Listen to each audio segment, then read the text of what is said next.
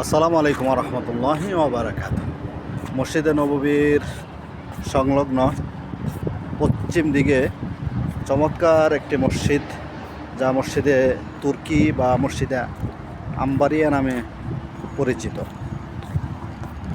তুর্কি দ্বিতীয় আব্দুল হামিদের সময়ে এই চমৎকার মসজিদটি নির্মাণ করা হয়। তুর্কি শৈল্পিক নিদর্শনে ভরপুর চমৎকার ছোট্ট এই মসজিদটি এখনও তুর্কির ঐতিহ্য বহন করে।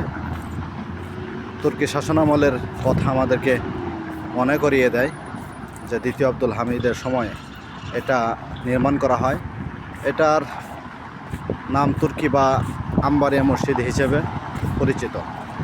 তৎকালীন সময়ে রেল যুগে হেজাজ অঞ্চল থেকে রেলে তুর্কিরা এখানে আসতেন বিদায় এইটাকে তুর্কি বা রেল স্টেশন মসজিদও বলা হয়।